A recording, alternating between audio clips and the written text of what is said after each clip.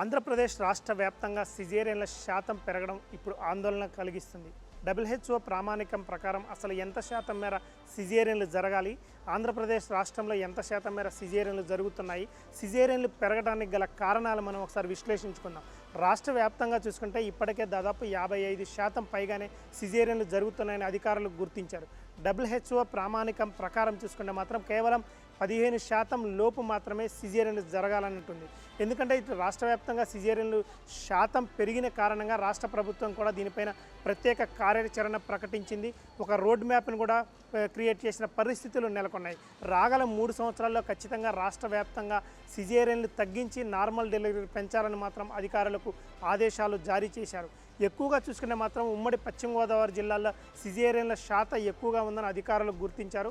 అతి తక్కువగా ఇటు అల్లూరు సీతారామరాజు కానీ, పోలవరం కానీ, పార్వతీపురం, మన్యం జిల్లాలో అతి తక్కువగా సిజేరియన్లు జరిగి ఆ ప్రాంతాల్లో నార్మల్ డెలివరీలు ఎక్కువగా జరుగుతున్నాయని మాత్రం అధికారులు అంటున్నారు.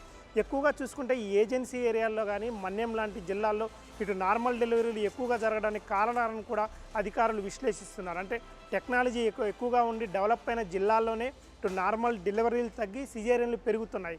అంటే ఇక్కడ ఉన్నటువంటి ప్రెగ్నెన్సీ అయిన మహిళలకి శారీరక శ్రమ లేకపోవడం వల్ల నార్మల్ డెలివరీలు తగ్గాయి.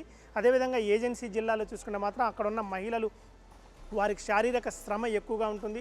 ఉదయం పొలం పనులకు వెళ్తారు, ఇంట్లో పనులు చేస్తారు. అంటే డెలివరీ అయ్యే వరకు కూడా అక్కడ ఉన్నటువంటి మహిళలు, ప్రెగ్నెన్సీ మహిళలు శారీరక శ్రమ ఎక్కువగా చేయటం కారణంగా వారికి నార్మల్ డెలివరీలు అవుతున్నాయని మాత్రం అధికారులు అంటున్నారు. అంటే డెవలప్ అయిన జిల్లాలో చూసుకుంటే మాత్రం ఇక్కడ ప్రెగ్నెన్సీ అయిన మహిళలు శారీరక శ్రమ లేకపోవడం, డెలివరీ అయ్యేంత వరకు కూడా కంటిన్యూగా కూర్చొని ఎక్కువసేపు సెల్లు చూడటం, రీల్స్ చూడటం వల్ల వారికి నార్మల్ డెలివరీ అంటే శారీరక శ్రమ లేకపోవడం వల్ల నార్మల్ డెలివరీ కాకుండా ఇటు సిజేరియన్ వైపే మొగ్గు చూపే అవకాశాలు మాత్రం చాలా స్పష్టంగా ఉన్నాయని మాత్రం అధికారులు అంటున్నారు. దాంతోపాటు జాతకాల పిచ్చి కూడా ఉందంటున్నారు. ఎందుకంటే మా పిల్లగాడు ఈ సమయంలో పుడితే అదృష్టవంతుడు అవుతాడు, జాతకవంతుడు అవుతారు, ఖచ్చితంగా ఆ టైము డేటు ఇటు అయ్యగారికి, పంతులు గారికి చూపించి ఆ టైంలోనే డెలివరీ చేయించాలని తల్లిదండ్రులు కూడా కోరుతుండడం కూడా సిజేరియన్లు పెరగడానికి ఒక కారణంగా ఇక్కడ ఉన్నటువంటి వైద్యులు చెబుతున్నారు.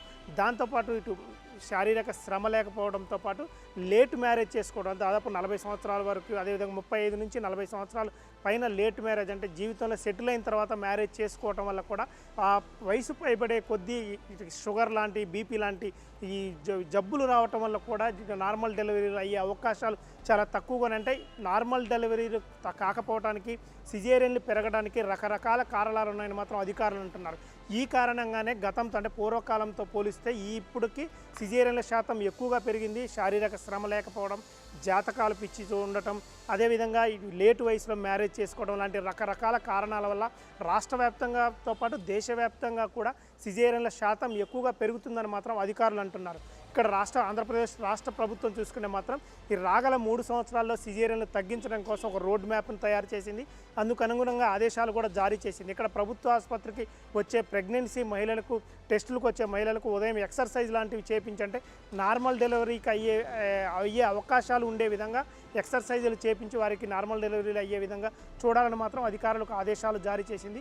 ముఖ్యంగా ఫస్ట్ డెలివరీ నార్మల్ డెలివరీ కాకుండా సిజేరియన్ అయితే మాత్రం ఖచ్చితంగా సెకండ్ డెలివరీ కూడా సిజేరియన్ చేయాల్సిన పరిస్థితులు ఏర్పడుతున్నాయి. ఆ కారణం కూడా ఒక సిజేరియన్లు పెరగడానికి కారణంగా చెప్పుకోవచ్చు. ఓవరాల్గా చూసుకుంటే మాత్రం రాష్ట్ర వ్యాప్తంగా సిజేరియన్ల శాతం పెరగడం మాత్రం ఆందోళన కలిగిస్తుందని చెప్పుకోవచ్చు.